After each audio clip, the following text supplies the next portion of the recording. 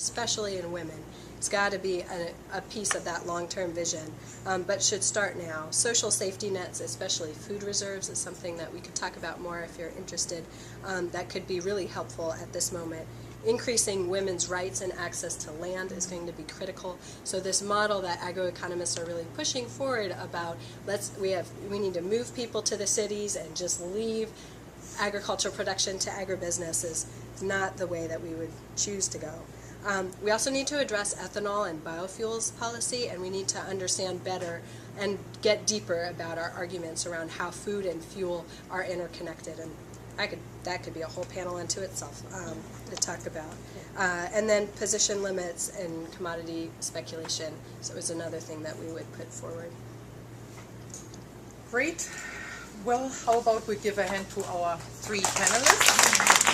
We've raised a ton of issues, and I'm pretty sure that gives us a lot of opportunity to either pick up, go back to the panelists and clarify, or go into some of the issues that were discussed, the question of, how to get away from industrial agriculture with its climate-harming fossil fuel dependency to a more ecological agricultural project that is taking into account the interests and also the leadership of smallholders and local communities as not only a mitigation but an adaptation strategy, the role of the financial markets and the lack of regulation thereof, lessons obviously that we haven't applied from the economic and financial crisis 2 years ago, and where, after the initial shock, a lot of the promises for tighter financial regulation were taken aback, and trying to make certain that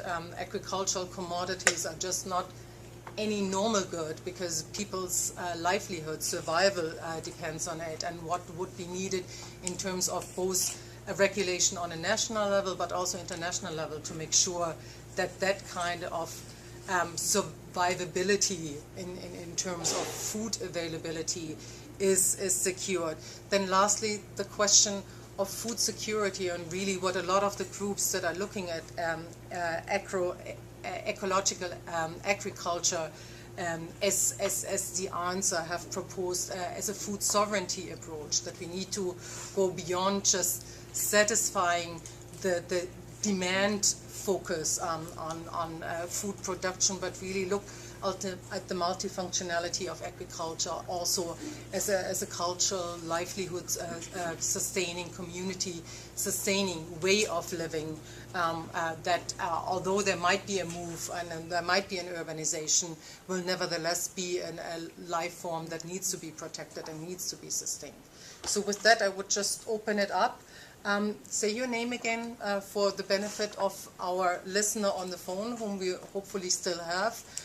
Post your question. Let us know if you want to pose it to one of the panelists particularly. Can also be a comment. Shorter is always better, because then we get more. And I'll just start off by collecting a bunch. Can I see a show of hands for people who might want to? 1, 2. Why don't you go ahead? Henry Hecker, I'm the researcher there. The impending, water crisis that the world is facing. Some is due to climate change, a general increase in population, which continues. India is very concerned about this, especially with the declining glaciers, because, they have hundreds of millions of people that need water, let alone the crops along the rivers and further inland from storms. There's the potential to save water from any storm. Most of it runs off and finally finds its way to the sea. This is fresh water, could be used for agriculture. There has to be more impetus to retain water that comes in from nature if it isn't going to be coming from melting glaciers. And the other factor is, should people relocate further inland if glaciers decline? What does the world think of this? Should they relocate or stay put? They could be retained in their towns and villages where they live in rural areas by rail, bringing water in by rail if there isn't sufficient water in those places. Those are my own thoughts. I wondered what the panel recommends. Have they looked into this at all? Because food relates to water. You can't really get much food without it. Okay, great. Maybe Gentleman here. Scott Pledgy from Bread for the World Institute. This is a question for Zaamu. It's about nutritional policies at the grassroots level in Africa in particular. I'm interested in your opinion in Uganda and Ethiopia. Do you see the beginnings of nutritional education at the smallholder agriculture level that encourage diversity of crop production, fruits and vegetables in particular? That's my question. Do we have any other burning questions right now? I wanted to seek a couple of clarifications from Zaamu. Well, first of all, thank you all the speakers for very complimentary presentations. Zaamu, you brought up a couple of issues that I'd like to learn more about. One would be on the question of intellectual property rights in Africa. I just wanted to learn a little bit more about how you feel, perhaps if you know, whether the IFIs, the international financial institutions like the World Bank, have played a role in protecting the intellectual property rights of certain countries and not others, and how their policies play a role. I think you mentioned, and also how this would link to the role of women farmers in Africa, in Uganda. And then my second question was, you mentioned sort of quickly that now that Uganda has oil, the abundance of oil in Uganda will affect agriculture, and I was just wondering if you could elaborate on that a little bit. Thanks. Maybe you start, Zaamu, with those very specific questions. All right. I'll start with yours. We shall start with the IP, the intellectual property rights. The way they work is that they have exclusive rights, and they add value. Many of the agricultural products that find their way on the world market do not have additional value. But with IP, intellectual property, there's a value addition. And that value addition takes money to be recognized on the world market. That's where the international organizations would come in to promote the chain value of the IP from the producer to the world market.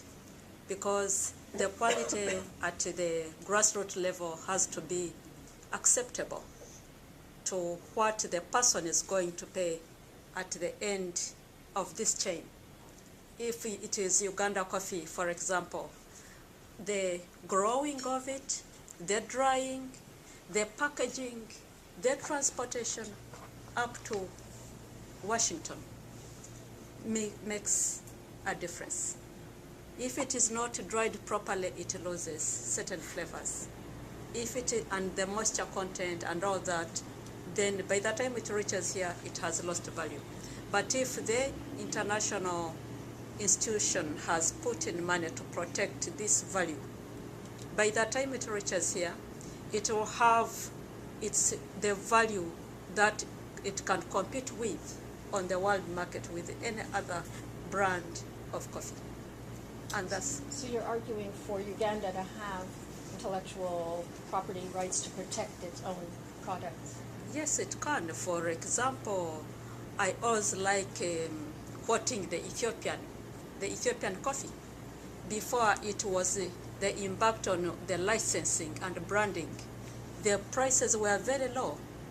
By the time they were through, for example, the year 2007, 2008, they made 100 million more after branding, after licensing, which they were not making before. And Uganda being an agricultural country, if it brands coffee, it brands bananas, it brands oranges, the chain of it alone creates a long-term impact. And with that money coming in, you can create food security, because now you can have storage, you can harvest the rainwater and store it, and then use it for irrigation, because the rains are still coming, but there is so much wastage, as it was pointed out.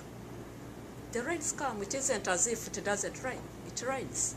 But nobody keeps that water because people are used to the natural way of doing things. In the old days, somebody would know on 15th April, you go and plant beans. Within 3 months, they will be ready. On 15th August, you go and plant millet. By Christmas time, you'll have fresh millet to celebrate the season. Now they can't do that. They have to keep running up and down. And then the other problems that climate change information is scientific. The women in their own villages will not hear about climate, greenhouse houses, what, and carbon dioxide, and know what carbon dioxide is. So it keeps interlinking and intercrossing, and in the long run, agriculture keeps being affected. I brought out the example of oil because Uganda is going to be a producer of oil soon. And once it does, many people may start migrating to where oil is to make fast money, to go into other services and abandon agriculture.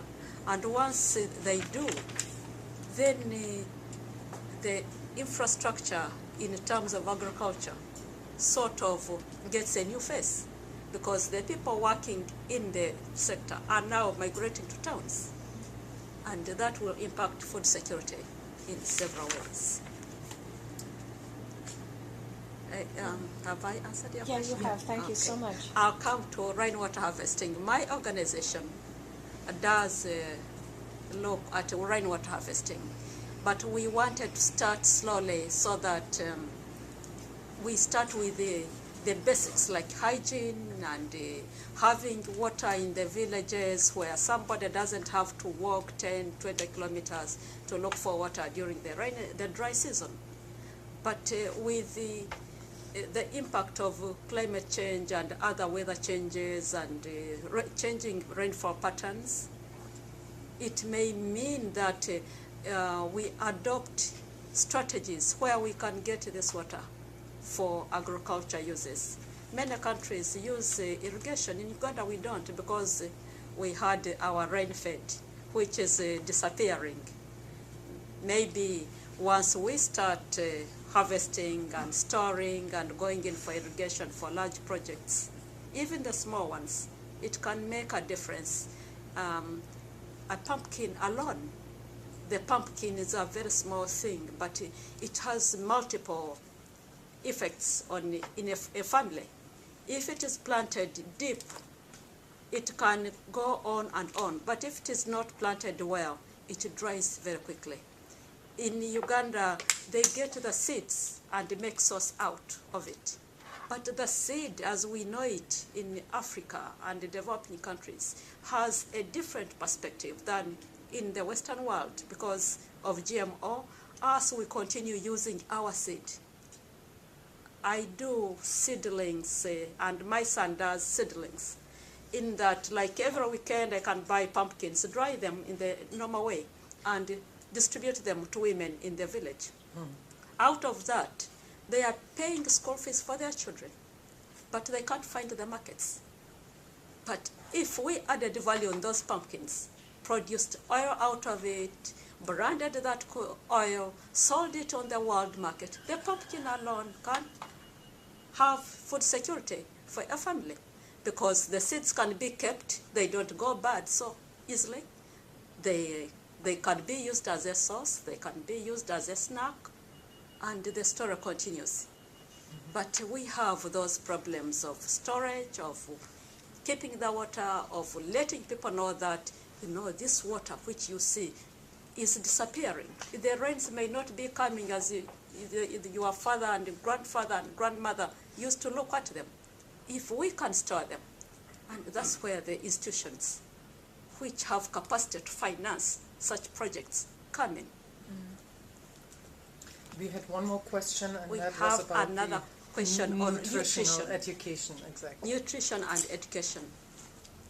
It goes back to the interrelated issues of the different players in the agriculture sector. And agriculture has been one of of the areas which get a lot of financing because